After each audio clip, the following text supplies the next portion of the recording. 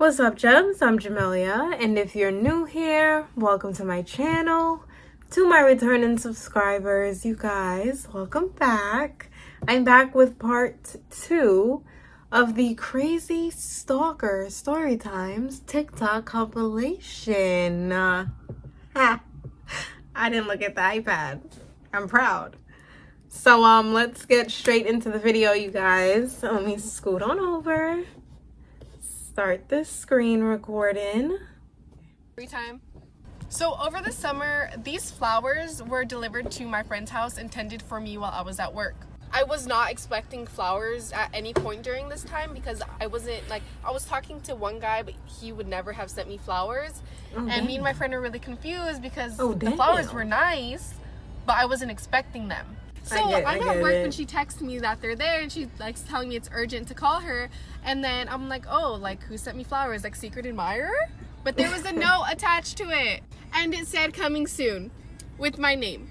So whoever sent those flowers had to know who I was and that I was at that house a lot.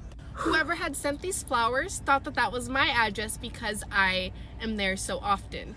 So me and my friend start to freak out because we're like, who the hell sent me flowers and who the hell is gonna see me soon?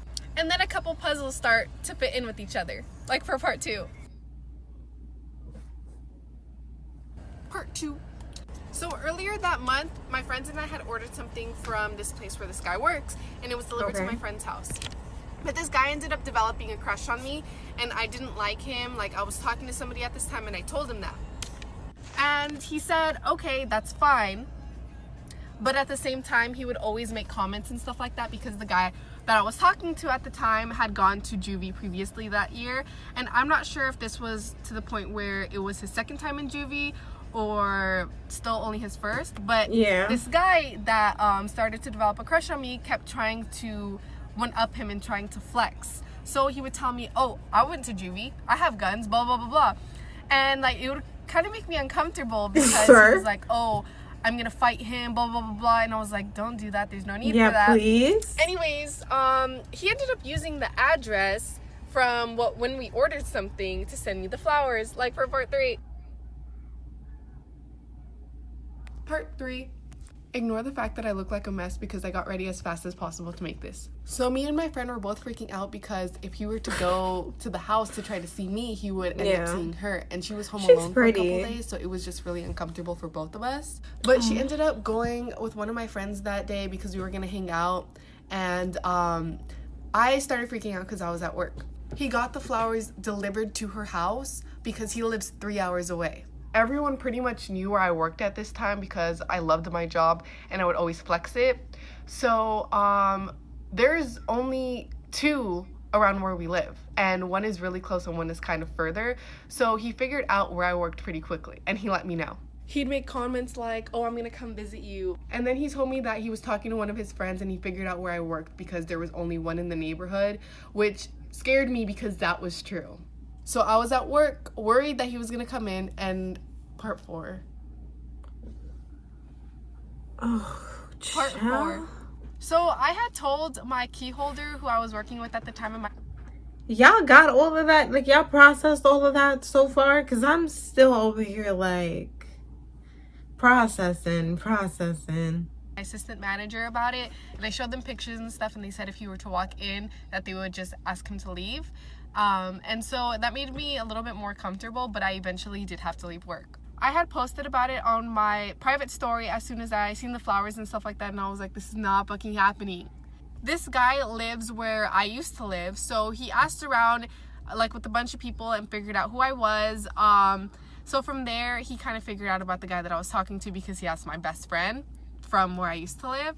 And then he started getting upset with me that I was talking to this guy, and he got upset with me about like the things that would happen between me and this guy, and it made me uncomfortable. He would say things like he was upset that he wasn't my first kiss and stuff like that. All the comments were really uncomfortable for me. So I messaged him and I asked him if he sent the flowers, and he said yes, that he did, and he confessed. And part 5. Part 5, because he's gross. We have a white entitled... Yo. Part 5. So he was really proud of the fact that he sent me the flowers, but I was really uncomfortable by it, and I told him to never send me flowers again. And I know it seems kind of messed up because like flowers are supposed to be a nice gesture. I should have just taken them, whatever. It's not messed up. It made me really uncomfortable. I made sure to tell him that was not my address, to not go there, because that put my friend in danger, and I felt really bad for her that she was going through that too. And even if he had my address, I wouldn't have wanted him to send me flowers. So he said okay, that he wasn't gonna do it. And then he tried this new technique where he started talking to this other girl to try to make me jealous, but instead, like, it made me feel better because I was like, okay, he won't try to get at me.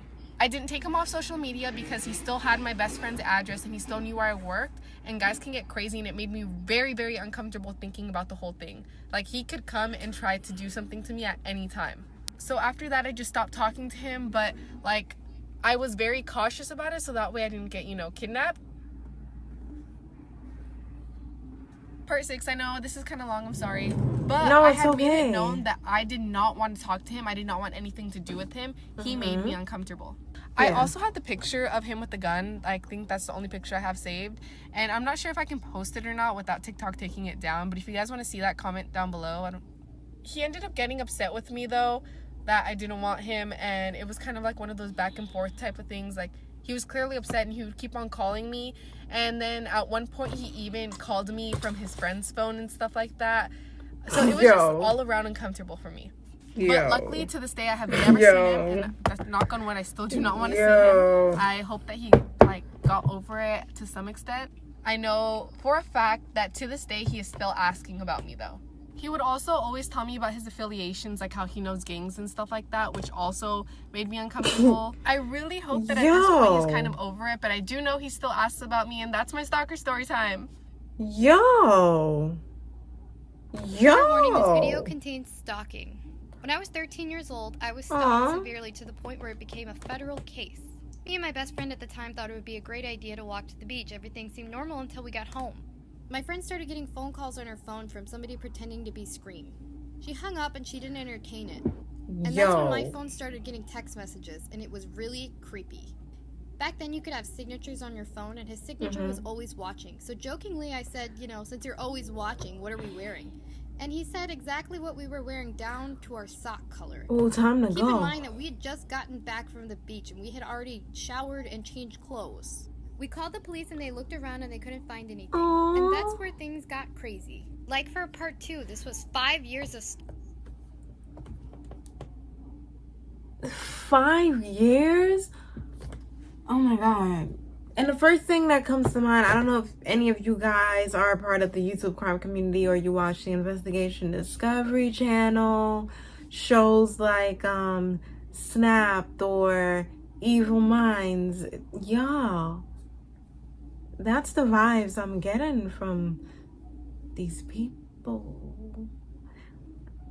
Ooh, 5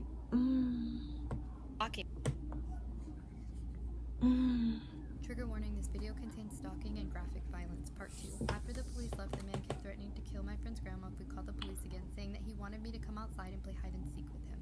The messages didn't stop. I blocked number after number, but as quickly as I would block one, a new one would just pop up. And I was too scared to turn my phone off because it was clear that he was watching us and the police weren't taking it seriously. I didn't want to agitate him further. I begged for my parents to come and get me. They read the messages, which were very, very disturbing and very explicit and very detailed. They called the police. The police said it was just a boy playing a sick prank. My parents decided to turn my phone off for the day, and very shortly after, my house phone started getting phone calls, so they turned that off, and then my mom's cell phone as well. A few months went on with messages and threats. We changed our number many times, and then one night I was sleeping and I woke up to someone staring at me from my bedroom window with their hand on the door. I screamed, ran to my parents. My dad ran around the house, called the police again. They made another report, and I didn't hear from my stalker for about 8 months. It wasn't until I got my first boyfriend that I heard from my stalker again, like for part 3. That look, beautiful. Trigger warning, this video contains stalking and graphic Our violence. little butterfly clips. In 8 months and I hadn't heard anything. I was living my best life and I had a boyfriend, my very first. I went over to his house to meet his parents, and on that night I got a text message that said if I didn't leave, things would get bad, with the signature, always watching. They had a cat that they let roam around outside. Later in the afternoon, it was time for my boyfriend's mom to take me home. As we were leaving, when we opened the door, his cat was on the front porch, gutted, with a note that said, "Always watching," written in something red and sticky. Immediately, we called the police. A report was made. My phone was finally taken into evidence, and the note was taken into evidence. They obviously let us keep the cat to bury it, and nothing was done. A few months later, I got my phone back, and they said that the numbers were fake and somebody was using a computer to change their location, and that there was nothing that they could do. Oh, that look. Her story, though. Beautiful look. Oh my goodness. That's crazy. Part 4, things will they be, did very nothing. graphic and very violent. Not so surprised by I might take a while to do that it, so please be patient with at me. all. Trigger warning, this video contains stalking and graphic She's so content. pretty. After the cat being gutted, the harassment continued non-stop, telling me that I was his and I wasn't allowed to have a boyfriend, and next time things would be much worse. My parents got fed up and they cut off my service, and I ended up moving 40 minutes away and living with another family member, new school district, knew everything. My life was normal for about 9 months. Then one day I was walking to the park with my niece and I noticed a man in broad daylight wearing a hoodie, and it was pulled so far down it was covering his entire face, so I was immediately suspicious. I started cutting through trees in a field to see if the man would follow, and he did. I told my niece we were going to play a game and race to the park so I wouldn't alarm her. I picked her up and started running as fast as I could to the nearest house, and I took out my phone even though it was dead and pretended to make a phone call. When I looked back behind us, he was gone. When I made it to the nearest house, they called the police, and the police basically laughed at me and said that type of thing doesn't happen here despite my past. 2 weeks later, I continued my normal routine when I noticed after studying that my key was gone off of my backpack when I made it home. And that is how it all started.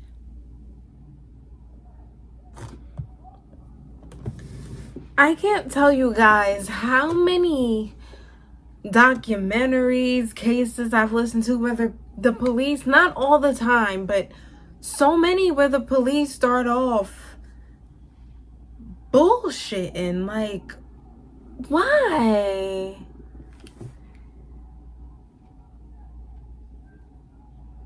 Don't get me wrong, there are a few cases where the officers, they were amazing, completely amazing. They listened, they took the case seriously from day one, got the job done. But there's so many that just, why? Why is it not being taken seriously? Trigger warning, this video contains stalking. At first I just thought I didn't Y'all, properly. she looks so pretty. It was random. I retraced my steps and I couldn't find it. 2 days later, it was a gross, cold, rainy day, and I always walked home from school. When I got home right away, I noticed it was really cold in the house. I walked downstairs, stripped my clothes off I had on, put them in the washer, put shorts and a tank top on. My sister always called, so when the phone rang, I answered without even checking. When I answered, no one said anything. It was just breathing. I realized everything in what felt like a second in slow motion. The windows were all open in my room, and the room leading to mine, the screens were all off, the floorboard above me was creaking, and the phone said house phone. I dropped the phone and the back and the battery collapsed out. I ran upstairs and I saw him just at the top of the stairs running towards me. I managed to somehow make it out the front door just before he could grab me, and I was screaming, flailing my arms around in the rain in short shorts and a tank top with no shoes in freezing weather. I ran to my neighbor's. Trigger warning, this video contains stalking.